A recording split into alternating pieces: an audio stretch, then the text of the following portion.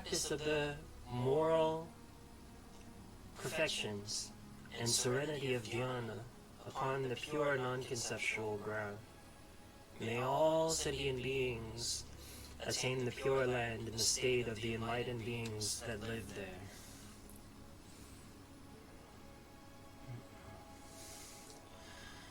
I think Pure Land. Pure Land is the pure nature of awareness.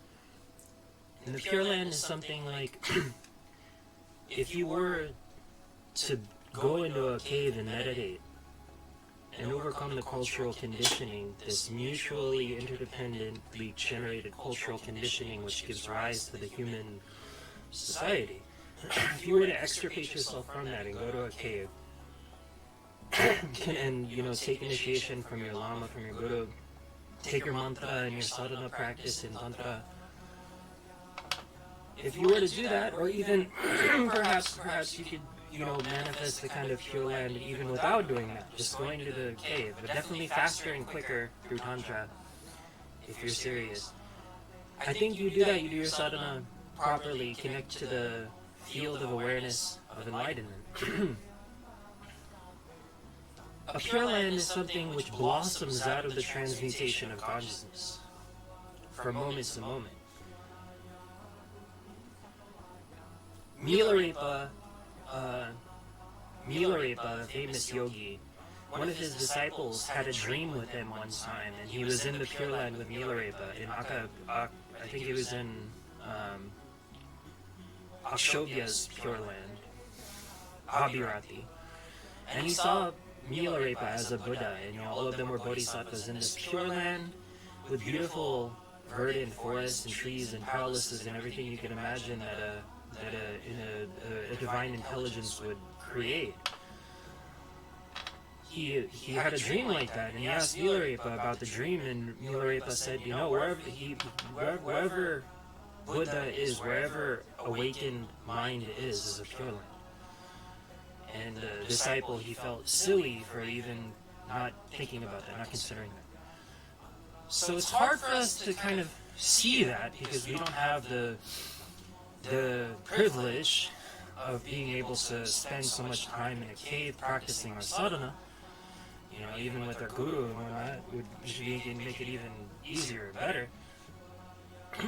And we're strong. Our entanglements with the human society and the human culture is really strong.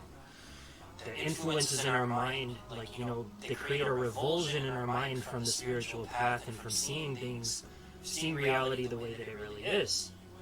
Even though you have a lot of push in our culture with quantum mechanics, with trying to understand theoretical physics, with psychology, to understand fundamental truths about reality, to understand the mind. Still, even within those fields, there's this cultural brainwashing, conditioning, which is an actual force, an actual energetic force in our mind of delusion, which draws us into it. That force is Mara, the deceiver, who's been described, I heard a Buddhist monk describe him as like a New York City advertising executive, Mara. This force from human culture which overwhelms us energetically and wants to pull us into the loka of human delusion, to the bardo of death, into the bardo of human delusion. This force is overwhelming.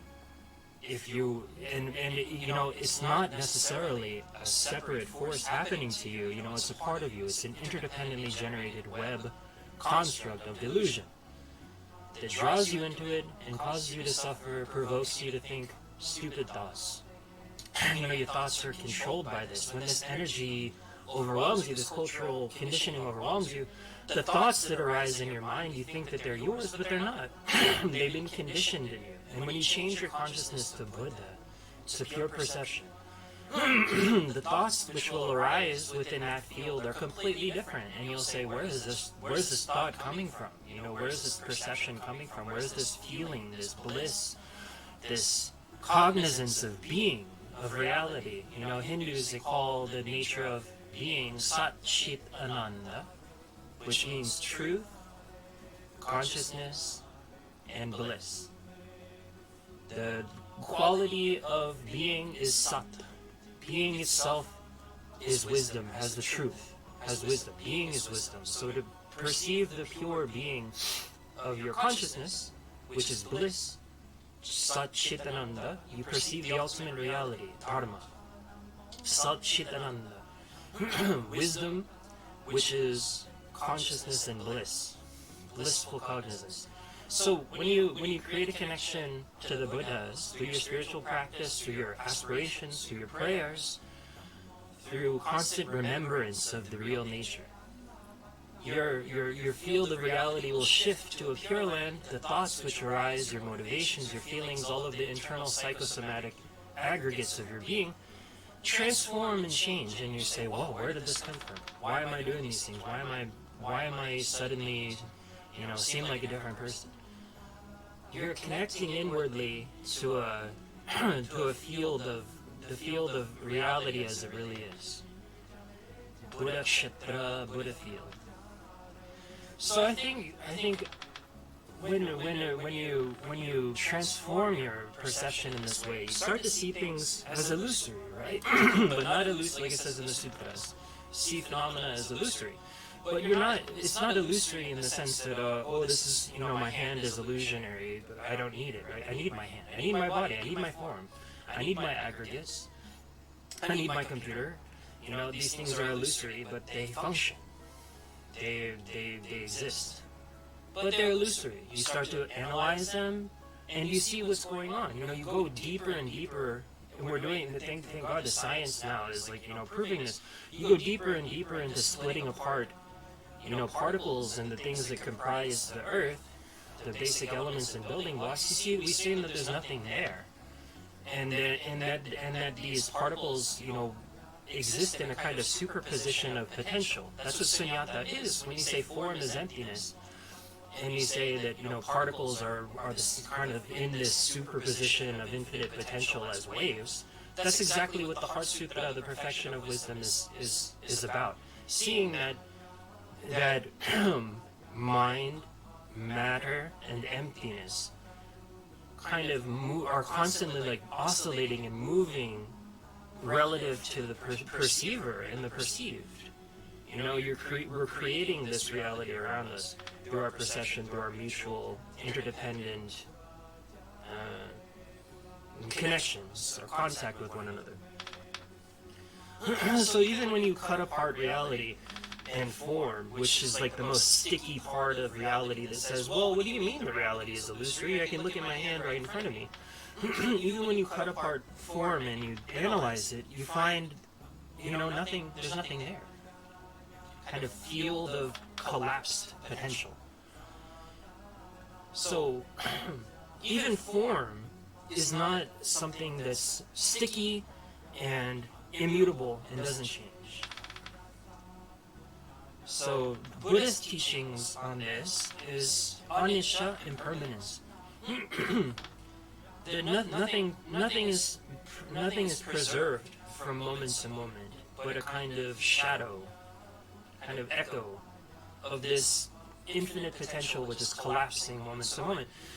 We know this from quantum physics, but what Buddhist metaphysics wants to tell people is that okay, we see what is happening horizontally, but science has no understanding of what's going on vertically. Where you have human consciousness, and then you have a higher spiritual consciousness, divine consciousness, upwards. Because in that higher loka, in that higher dimension, this process of generation of reality from this infinite potential, this collapsing and whatnot, depending upon mental states and perceptions, that field, is imbued with the quality of the ultimate reality, blissful wisdom.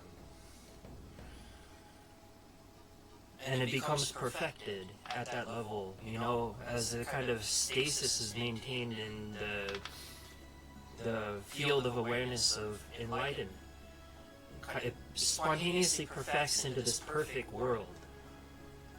So when you connect upwardly into those dimensions, into those lokas, into those states of consciousness and being of the Buddhas and Bodhisattvas, you're really connecting to a real place.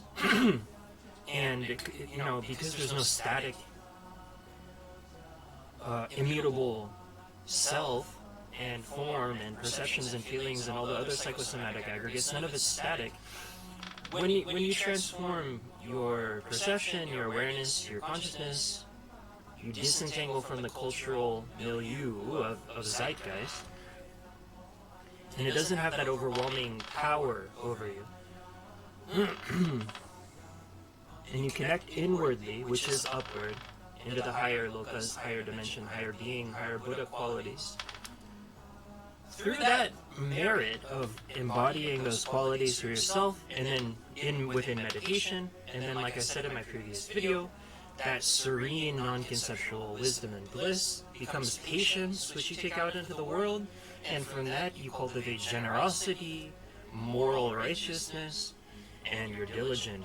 And then those Buddha qualities form into, they transform reality around you into a pure land. So you have to constantly cut through the delusion of Mara, and ultimately, in my opinion, for us Westerners, because we're such physical kind of material thinkers, the most thing that we're stuck on is form. We're really stuck on form. That's why we keep, in physics, we keep trying to pick it apart and understand it. We try to understand the elements of reality. Trying to pick apart the form and understand it, what it is. Trying to find, it's so funny, the Western mindset is just keeps trying to find some fundamental particle or some shit that to say, here we are, this validates our view that form is real and form is primary or matter is primary or something to our existence. We're asked backwards with how we view reality. Buddhism is completely the other direction. Stab myself in the eye, I'm not going to be seeing form at all. It puts mind primary, it puts consciousness primary. And matter is kind of like a secondary to consciousness and mind.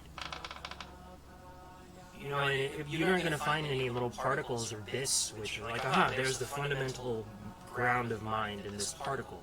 It wouldn't make any sense.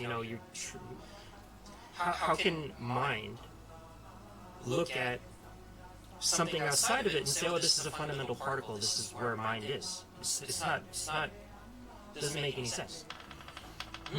Mind is all-pervading, all-pervading space-like, and encompasses these kind of coagulations of elements into fundamental bits and pieces, which, provide a foundation and a objectiveness to subjectivity.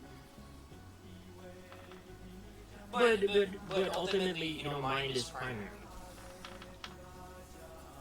So even I think us trying to get at the ultimate truth and live the ultimate truth, we really need to begin by deconstructing our attachment to the way that form seems to persist. And Buddhism does that very well.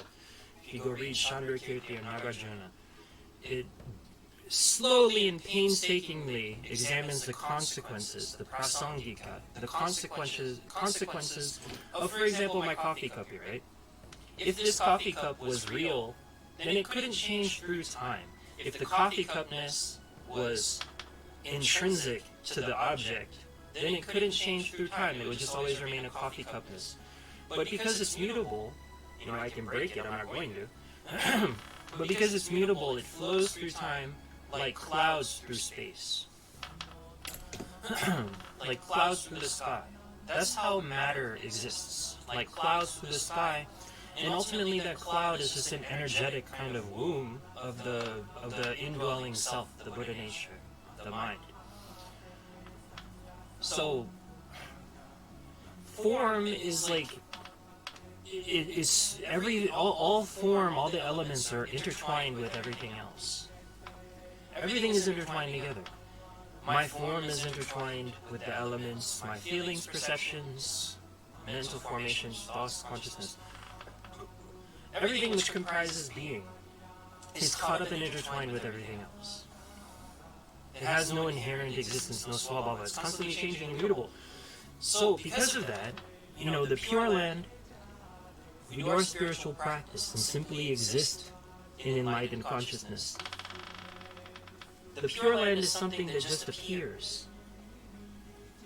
It doesn't have to, it needs to be cultivated with merit and with all of these activities that come out of meditation and right view. But it doesn't require any great effort or any construction of something new for the Pure Land to come into being. Because it's a field of your awareness, it's a field of merit, which comes in interdependently generated upon the ground of reality with these pure beings in these Buddha lands, these enlightened beings. So when humans come together, we create this culture that we're well aware of. Animals create their own little animal hive mind. Demons and hell beings and asuras and devas create their own mutually interdependent lokas. Spheres of existence. But none of them are solid. It's not like you walk in one room and go to the other room and it's a really existent thing. It's more like these are mental states which are playing out through the background of form and matter and elements and whatnot. So the Pure Land is something which will spontaneously appear.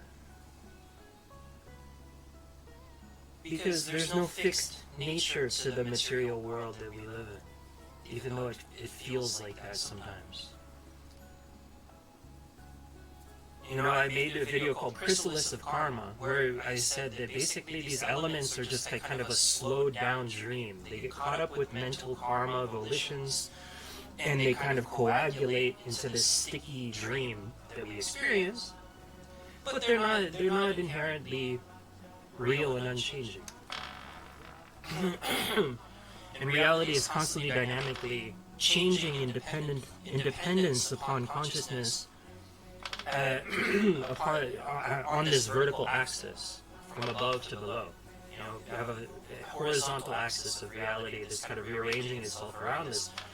So as human beings, you have the option. You can go along with what all these animals around you are doing, and you can become animals like them.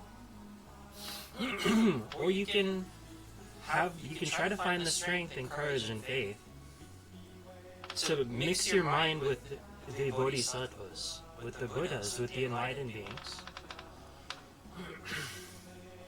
And through that internal process of non-conceptual wisdom, meditation, and serenity, by making contact with aspiration prayers and your deity yoga, whatever practices that you do, you can ascend upwards in this inner vertical tree of life. And as soon as you make contact with that level of inner energy and inner consciousness, externally the horizontal elements and forces will rearrange and a Pure Land will appear. I think, literally, towards the end of my life, when I start to get older, I'll probably end up making a retreat center or something in the forest or some shit like that. Maybe even sooner in my life. Start a cult and, go into the forest and make a Pure Land. That's what a Buddhist vihara was. That's what the Buddha did. The Buddha wouldn't stay in cities and shit because the strength of that interdependent web of mind and consciousness in cities is so overwhelming and overpowering. When you leave the cities cities are like lokas themselves. They're like lokas, human lokas. They have their own living vitality. You see people from New York City, they're a certain way. They're so proud of their fucking city. People from San Francisco are the same way. Because those cities have like their own being. They're like entities almost, like macro entities. They're like angels or devas or something. They're like macro entities which have their own consciousness, their own overwhelming simulation. So when you come out of it mentally, you extricate yourself from that I would love to have a place in the forest or something like that, which physically will turn into a pure land because of the level of my consciousness. So, in conclusion, try to disentangle your mind from the stickiness of viewing matter as something persistent and really physical and real and there and unchanging. Because then you'll understand, you'll enter into the gate of impermanence and interdependent origination. You have a mind of interdependent origination which sees that depending on who you surround yourself with, spiritual, virtuous friends, you create a pure land within your own field, which is full of love and wisdom and, this power to overcome unconscious psychological complexes. All of the nasty negativities in our mind will kind of be drawn out and brought into higher octaves and wisdom when you're creating an interdependent loka with spiritual friends. It's so important. So for us on the internet, this is really easy to do. We have our little tribes of people we can keep spiritual awareness with. But it's so important. Extricate yourself from the human, shit. I allow myself to kind of touch the poo-poo for a little bit, but I'm always extricating myself from it. I touch the poo-poo, I get poo-poo on me, extricate myself from it into spiritual awareness as a bodhisattva, and kind of, pick through the poo-poo and take what's good and bad and kind of just filter it through my consciousness so that I can be a better, so I can have more knowledge, knowledge of everything, of phenomena in general. Sometimes you're learning the same lessons over and over again, sometimes it's not stuff that you really should cultivate, but either way, when you extricate yourself and you're in that spiritual, pure awareness of the Pure Land, it becomes very clear. The good and the bad. So, again, when you transform your mind by making contact with this upper vertical axis, when you surround yourself with people who are on that level, the Pure Land is wherever you are. And you'll feel it in your heart. You might not see it with your eyes, although you can, with your divine eye. You can see it around you. It will appear around you. You'll see the deities. When I sit in a dark room, my eyes are open, I'm in a dark room. I see the wisdom lights, like neon lights, take on the form of the room that I'm in, and deities appear, Buddhas appear, the Pure Land appears, visually, right there. Because reality is constantly in this flux of sunyata, this infinite potential, this waveform. And form is that. That's what form is. Form is emptiness, emptiness is form. Gate, gate, paragate, parasangate, bodhi, swaha.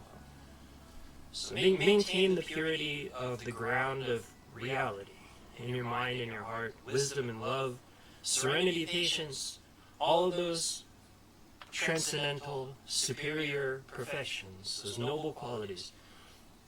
When you maintain them purely in your mind and your activity, the Pure Land emerges from sunyata, from that flux, from those infinite potential waveforms. The Pure Land emerges from it.